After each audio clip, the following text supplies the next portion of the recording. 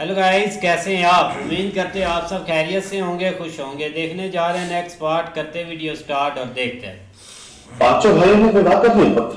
अच्छा अच्छा पॉइंट मिला है भाई। कोई नहीं, खैर। दादाजी,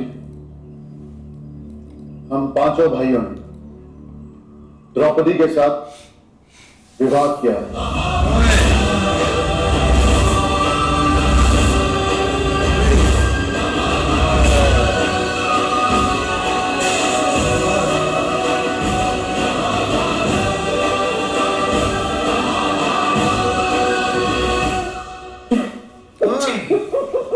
अब बोलेगा ये लूला। अब पॉइंट मिला है ना उसको भाई बोलने का। ये लंगड़ा बोलेगा। पॉइंट जो मिला है उसको बोलने का।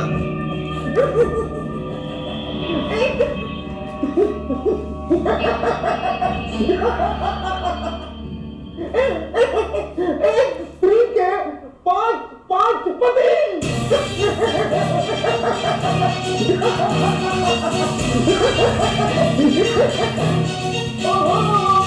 ये मार खाएगा, ये लंगड़ा मार खाएगा।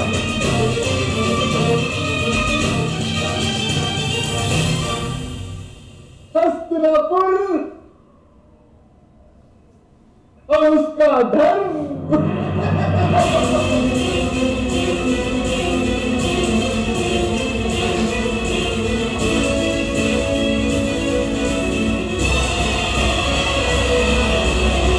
अब बहुत खुश है। आधान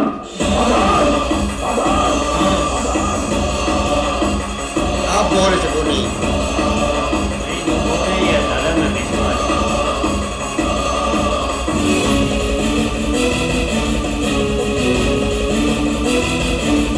दुश्मनी को नहीं ना पता मसला क्या है। मैं धर्म के आगमन की प्रतीक्षा कर रहा था और तुम पांचों भाई ये अधर्म करके आए हो युधिष्ठिर। जो सिंहासन उंधाए हुए फूल के रखने मात्र से मैला हो जाता है, उस पवित्र स्थान पर दुर्योधन का रास्ते साफ हो गया भाई। तुम ये बात का हम ये कीचड़ रखने की आशा से हो।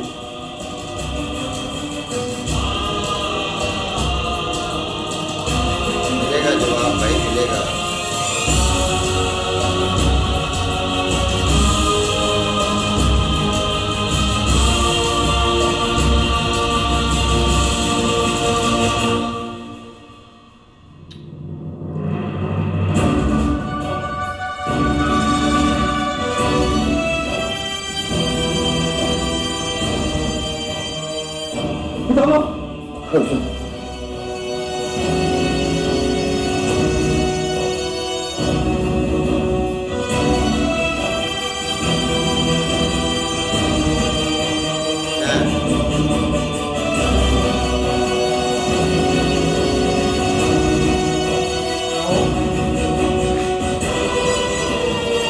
अच्छा अच्छा।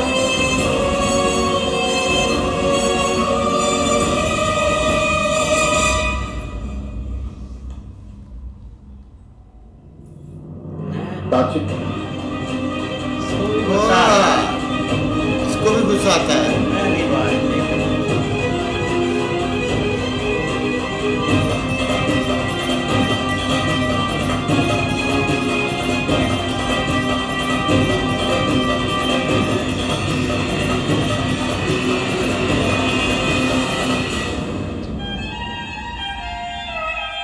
ये कोई ना कोई शैतानगी और करेगा।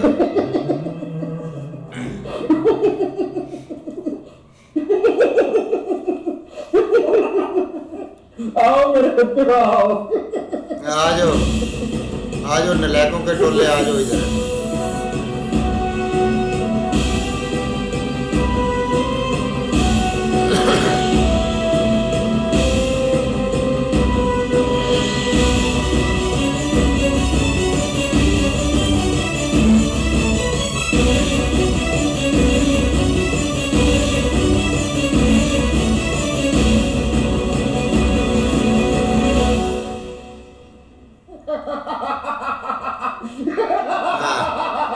इसीलिए आपको लाया था इधर। युधिष्ठिर के अधिकार का नाश हो गया मेरे बच्चे। देखो इस तुला, इस एक पलड़े में पांडवों का धन है। अच्छा, उनके सारे अच्छे कार्य।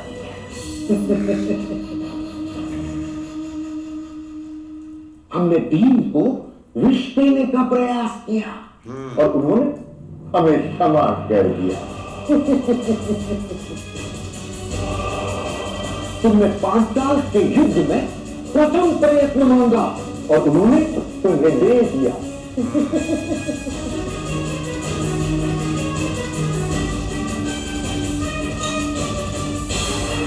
हमने वाराणसी में उन्हें जलाने का प्रयास किया और उन्होंने फिर हमें क्षमा कर दिया।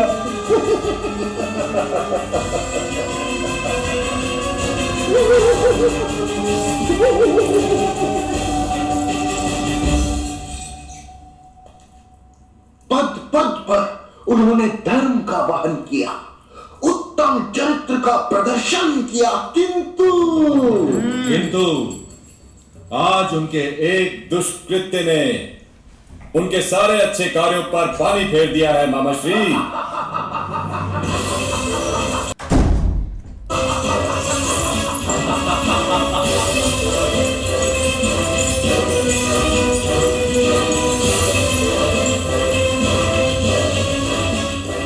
बिल्कुल इसी तरह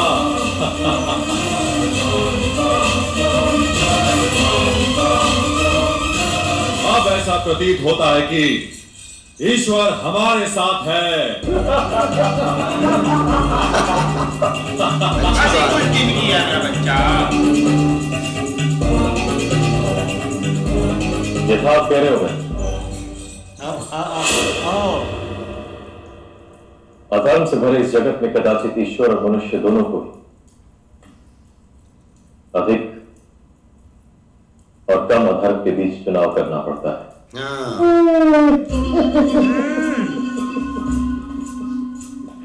अब आप समझे, आपको मेरे कार्य अधर्म लग रहे थे, पर अब इस पलड़े में अधिक अधर्म है। देखिए,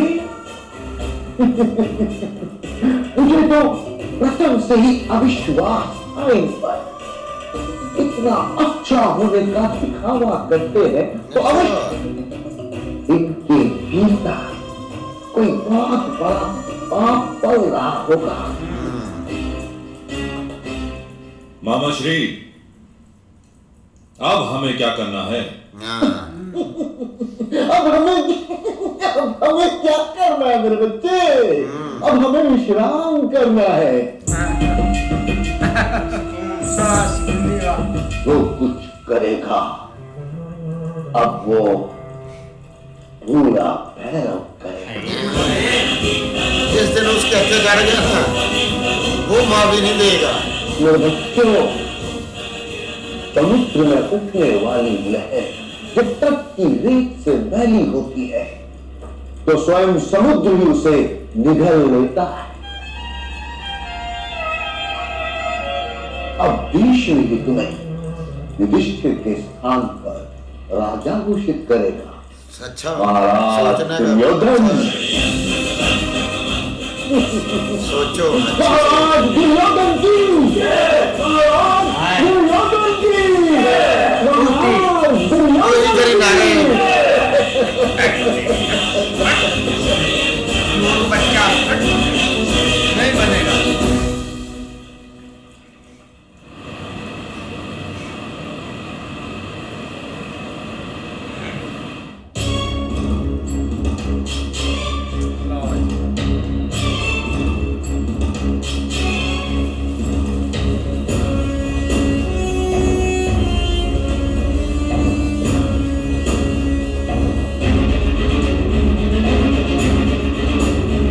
आप समझेंगे।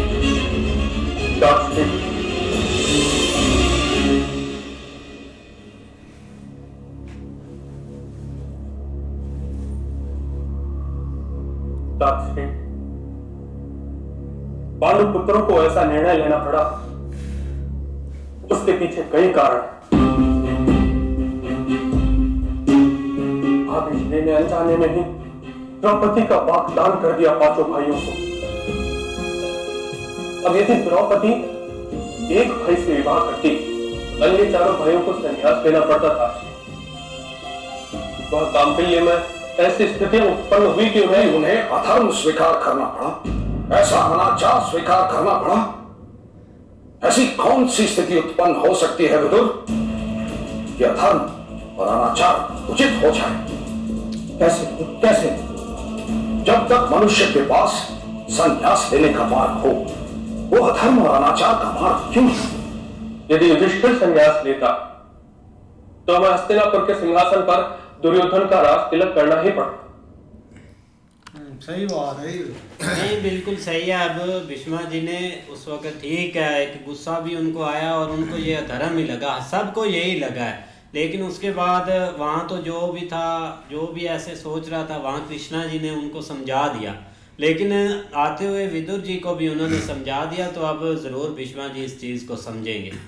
नहीं ऐसे ही है, लेकिन जो चीज़ इधर भाई सबसे ज़्यादा टारगेट हो रही है ना, वो हो रहा है कि ये धर्म पर थे। मतलब कि ये जो 5 भाई थे ना, ये कुछ ऐसी चीज़ कर ही नहीं सकते थे जिससे एक अधर्म हो। और भीष्मा जी भी खुश हो रहे थे कि भाई हस्तिनापुर में धर्म वापस लौट आया। लेकिन जब ये सीन देखा तब भाई सारा मामला भाई जब ये सारा कुछ हो रहा था ना पीछे, तो पंचाल देश में, तो हमें लग रहा था, पहले ही लग रहा था कि यहाँ पे जब आएंगे ना, ये मामा शकुनी जो है ना, ये एक बातें बड़ी बनाएगा। अब जैसे वो आए थे, उन्होंने जब बात ये सामने आई तो कैसे वो हंस रहा था, मुझे तो लग रहा था कि अर्जुन जो है ना इसका सर उड़ा देगा, पर अर्जुन चुप रहा, बड़े ज्येष्ठ भ्राता की वजह से।